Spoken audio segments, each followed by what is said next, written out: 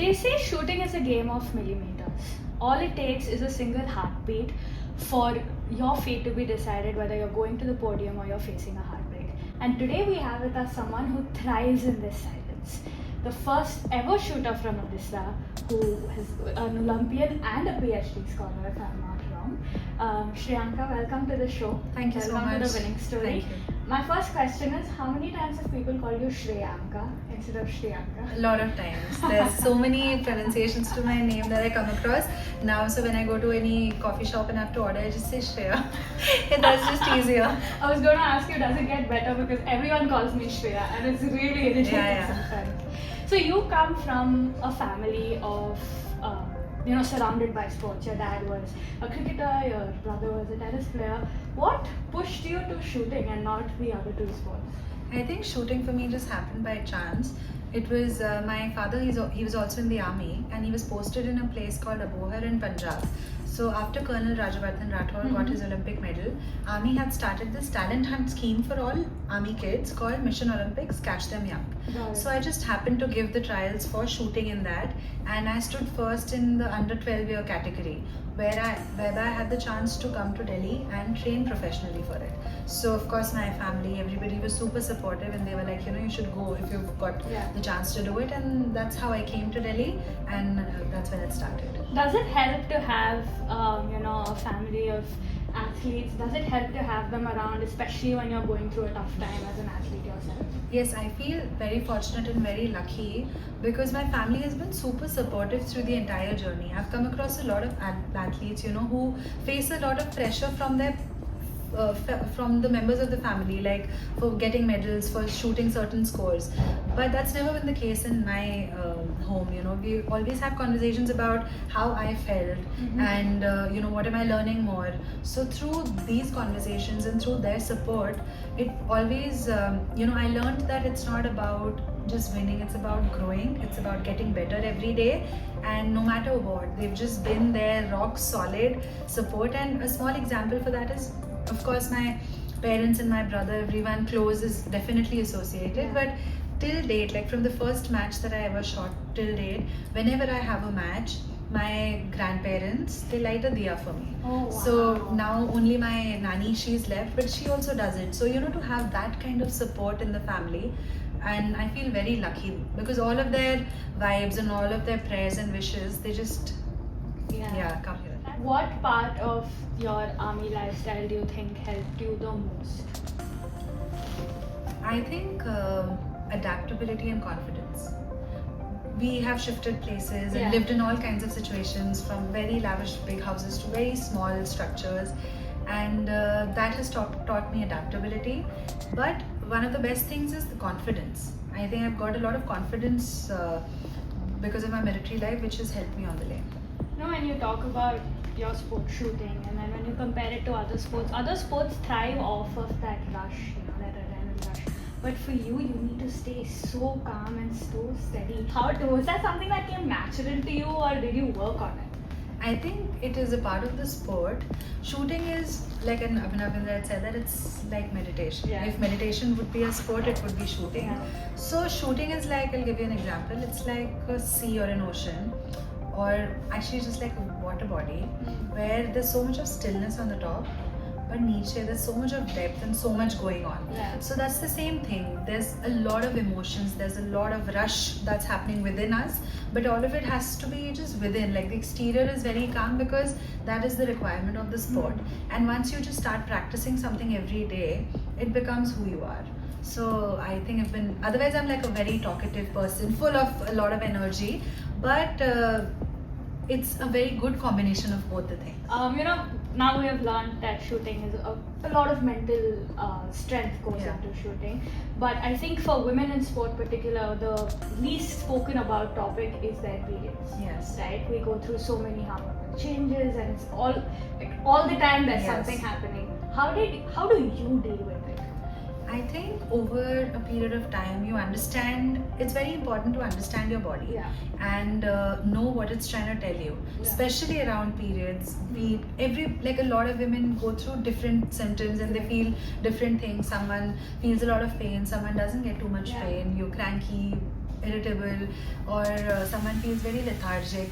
So it's very important for you to understand how you feel around that time, and it's very important for you to know what makes you feel better or what you can do to help yourself in those situations.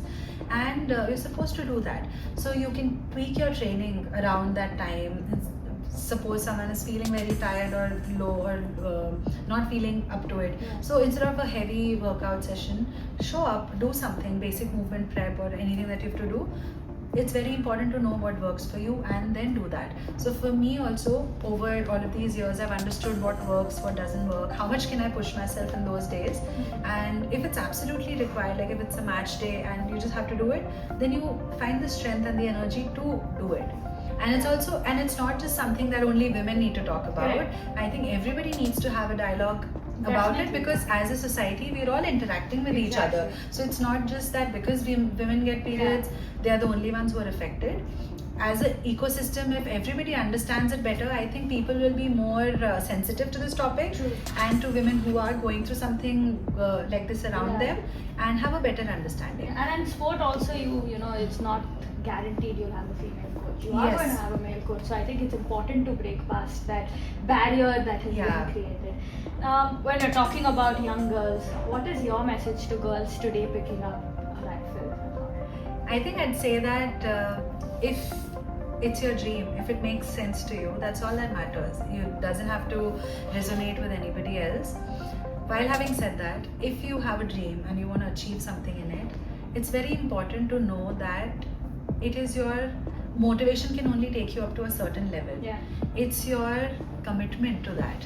It's your discipline and your routine that will actually get you to that place. The difference between champions and others is that champions who commit themselves to their sport or whatever your passion is, they actually choose to do it every single day.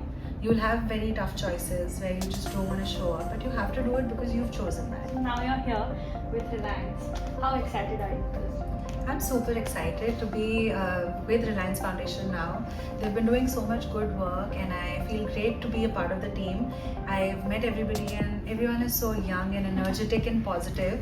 As an athlete, it's very important to have a team around you that you trust, that are, that have the same vision and the same purpose as you. Yeah. So I'm very excited to be working with all of them and growing in this journey. What with are you them. looking forward to the most? I think this whole journey, this is the start of a new Olympic cycle, a lot of exciting competitions to come, and a lot of work to do on myself. So for that. Now we'll go to our favorite segment. It's our, so I'm going to show you a couple of your Instagram posts, which is a very, very wholesome Instagram feed that you have. So this photo here, you look so happy. Yeah. So what is the story behind it? So this is, I got married last year to Akhil, and he's also a shooter, and he's like kind of one of my best friends. So we were celebrating his birthday at Sundar Nursery, and we done like a picnic. So that's me being super happy and excited about it. Lovely. This is a very cute photo. This photo, you and your mom, you look like twins. Everybody says that, like you look you look more and more like sisters. Sisters, yeah, that's Yeah. right, exactly. So where was this? This was taken in Amsterdam this year. I'd gone for a competition, open competition, to work on a couple of my technical aspects. Yeah. And I took her with me. She's one of my favorite travel companions. So we love exploring wherever we go. So we've gone to the museum. Lovely. And this is beautiful. You have so many, cards lined up. Which is your favorite memory from this? I think this is like each and every piece is special, because Yeah. since 2009 up until now, Yeah. I have saved up every bib number and every competitor card that I have, Yeah. because each one has a story to tell. It's like from a young kid who's scared, first international, who didn't know what to do, to a person who's experienced it a lot, Yeah. but still there's a new emotion that is highlighted in every competition. I think everything is special, and that day when I was clearing out something and it came out and I clicked and I was like, wow, for a moment I just took a pause and I was like, it's been such a journey. It's been beautiful, and I feel so lucky to have had the chance to experience it. Lovely. And finally, was this the best day of your life? Oh, this surely was. I was so excited, I've always been very excited about getting married. I never Yeah. had that phase that no, I don't want to get married. I always did, and The wedding was beautiful. I had all my close people around me, and everything was just the way I had imagined it. Like when you think about something many Yeah. times, and in reality it's happening, sometimes you tend to get a little disappointed. But touch wood, my wedding day was dreamy. From the moment I stepped into everything, it was beautiful. Lovely. And to wrap up the interview, we have our wedding story segment. So, what is your wedding story? For me, it would be in when I had gone to South Korea in 2023 for Asian Championship. That's where I also won the Olympic quota. I had we'd gone like a couple of days before the matches were to start. We had gone to a temple. So it was a Buddhist temple, and right across, right next to the sea, ocean, beautiful. And there was this place where there were golden leaves, and you had to write something on it and put it on the tree, like a wish tree sort of a thing. So I knew that I was competing in 10 meters and 50 meters, both the events, and I was competing for a quota in both the events. So when I wrote it down, I wrote, I can and I will do it. And in my mind that it was the Olympic quota, I'll get the Olympic quota. But I didn't write it. And by chance, I just happened to look at the person next to me, and she had very clearly written what she wanted. So all through the drive back home, it was like about an hour or so, I constantly sat and thought, I was like, why do you not write it? So then when I spoke to myself, I realized that maybe it's sometimes, when you've been at something for a really long time, and where you've experienced a lot of ups and downs and disappointments, there was some part of me which was a little scared that if it is it and it's a little ambiguous, I can get away with it. But if I really write it down and it doesn't happen, like, so what if it doesn't happen? Then I'll again disappoint myself, or I'll be upset about it, or I'll be scared. So that was like a big revelation for me that day, and then it hit me. I was like, but that's so wrong. Like, if you're scared to ask for it khud ke liye, like if you can't write it down, or if you won't be audacious enough to put it out there, then how will you get it? So this was like a eureka moment or something which just clicked, and I was like, it doesn't matter whether it actually happens or not, but within you need to have the strength to dream as big as you want. It could be anything. You need to be able to dream that big in order to achieve it. Because if you are strong and bold enough to ask for it, you will get it. So that was like a big winning moment for me, because this change in mindset really helped me in the next few days, where I did end up getting it. When you're talking about this, it reminds me, how important is the power of visualization for you? A lot.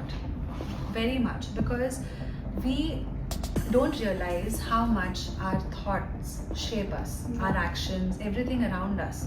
So it's very important to realize how powerful it is, the tool, and to do it and use it for our own benefit. And it's not just applicable to athletes.